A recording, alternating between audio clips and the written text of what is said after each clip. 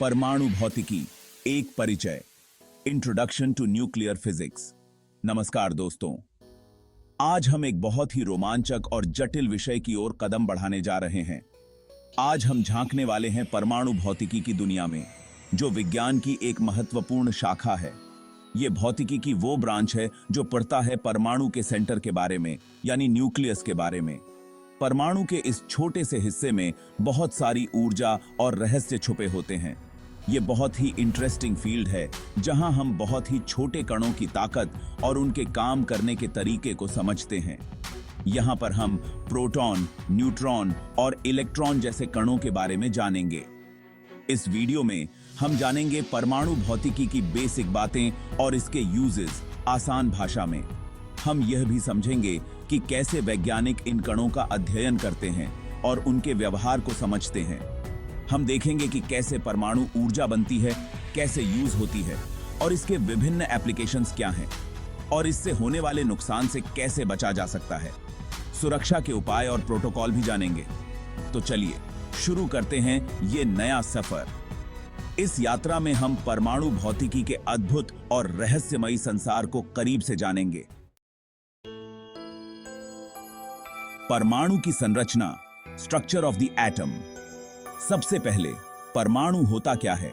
यह एक ऐसा सवाल है जो विज्ञान की दुनिया में बहुत महत्वपूर्ण है। परमाणु हर चीज का सबसे छोटा हिस्सा होता है, जैसे ईंटों से घर बनता है। इसी तरह परमाणु से हर पदार्थ बनता है। परमाणु के बीच में होता है न्यूक्लियस, जहां प्रोटॉन और न्यूट्रॉन रहते हैं।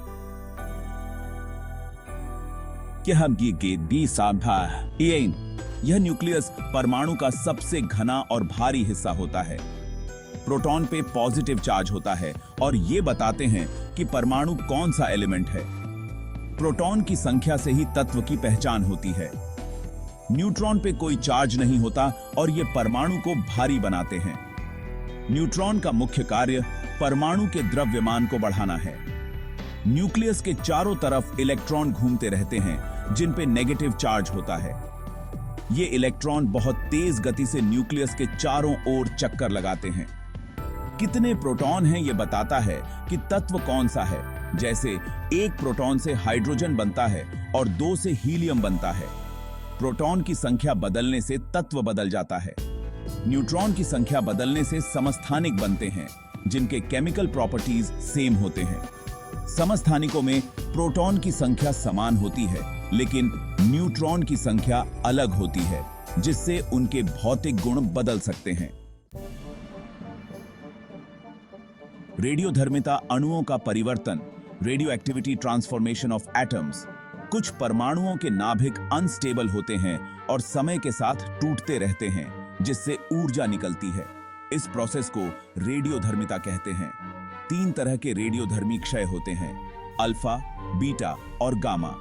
अल्फा क्षय में नाभिक से 2 प्रोटॉन और 2 न्यूट्रॉन का एक ग्रुप निकलता है, जिसे अल्फा कण कहते हैं। बीटा क्षय में एक न्यूट्रॉन प्रोटॉन और इलेक्ट्रॉन में बदल जाता है और इलेक्ट्रॉन नाभिक से बाहर निकल जाता है, जिसे बीटा कण कहते हैं। गामा क्षय में नाभिक से ऊर्जा गामा किरणों के रूप में निकलती है। नाभिकीय अभिक्रियाएं, विखंडन और संलयन, nuclear reactions, fission and fusion.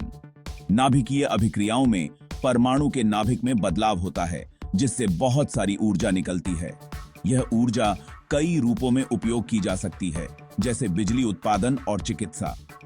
2 main तरह की नाभिकीय अभिक्रियाएं होती हैं, विखंडन और संलयन। ये प्रक्रियाएं हमारे ब्रह्मांड के मूलभूत सिद्धांतों को समझने में मदद करती हैं। विखंडन में एक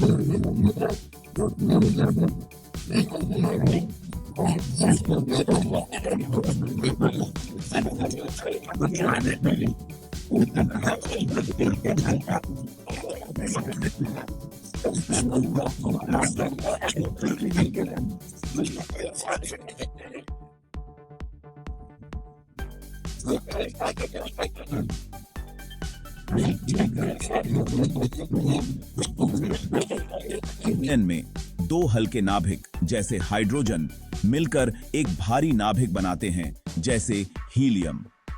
यह प्रक्रिया बहुत अधिक ऊर्जा उत्पन्न करती है। यही प्रक्रिया सूर्य और तारों में ऊर्जा का स्रोत है।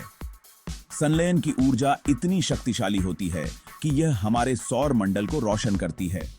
संलयन के लिए बहुत ज्यादा तापमान और दाब चाहिए होता है। वैज्ञानिक इस प्रक्रिया को नियंत्रित करने के लिए विभिन्न प्रकार के रिएक्टरों पर काम कर रहे हैं।